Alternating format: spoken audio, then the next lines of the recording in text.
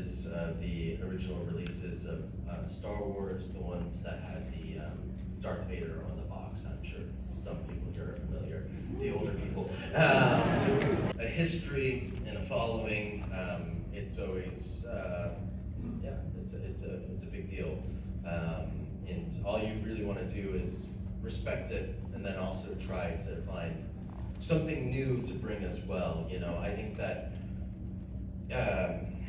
you have to look at something and make sure that you're not following it like a Bible, because at the end of the day, a character is a human being, and every human being is going to be a little bit different. So it's like, I don't think of Cal as a Jedi. I think of Cal as a person first and foremost, and everything beyond that is a part of him, absolutely, and important to him, but it's not necessarily encapsulating him, if that makes sense. I think that there are applications for the screen that are fantastic, and in many ways, I also still kind of prefer the game story in some respects.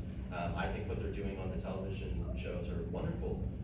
They're just their own thing, and you know, I think that one form of media never invalidates another. They're all kind of amazing in their own opinions. So that being said, who knows? Maybe at some points. Can I rephrase my question? Sure. Yeah.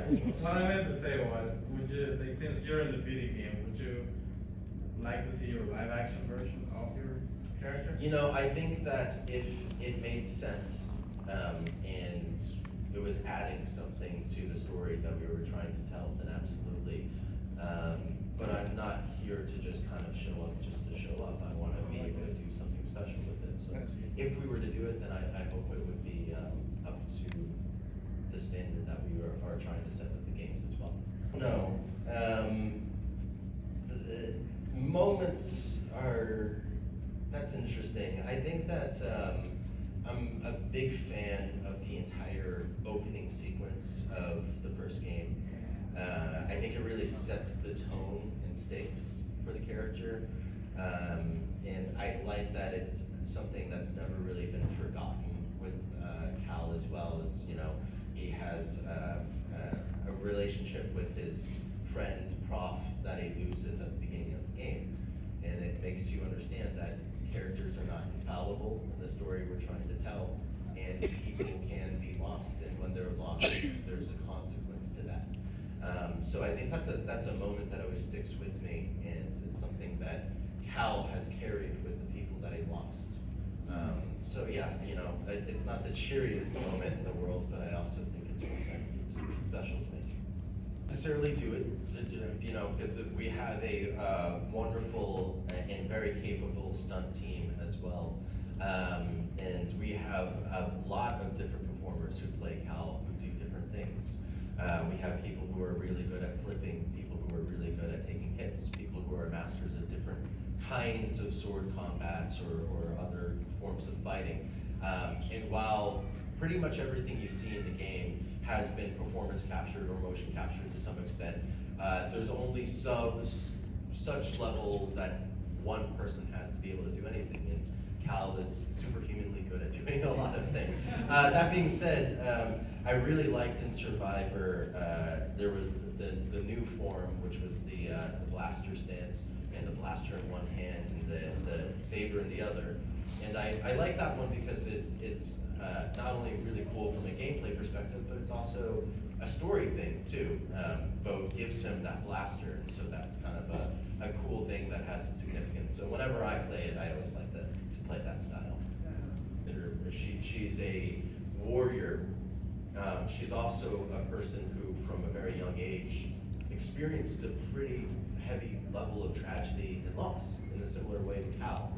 I think there's a part of her that is young that never really got the chance to be young, but that's something that she doesn't outwardly let out. And while her and Cal relate in many forms, how they handle it, I think, are different, and how they view the world around them are different. And so we had to have a lot of conversations about how we accomplish this and not make it feel like it's a a relationship or a attraction that's one that happens because it's written in the script. You know, sometimes you watch like action movies or that kind of stuff and they kiss at the end of the movie and you're like, why are they kissing? Doesn't make any sense, there's nothing happening between them. You know, so what we really wanted to do is over the course of these two games, develop something that felt like a realistic meeting of two people and you understood why they might come together. And that meant sometimes we had to go back and rewrite or change or redo scenes. There was one scene in the first game where she decides to go with them that I remember that we reshot, I think 3 times, and we would talk with Tina about it, Tina Ivlev, who plays the character, and you know, try to hear her perspective and also try to work with the writers to do something that made sense for the story and for the characters as well. So again, I don't know if that's necessarily my favorite, but that being said, it's one that always jumps out at me when I think of that character because it was important for us to protect what the spirit of her would be.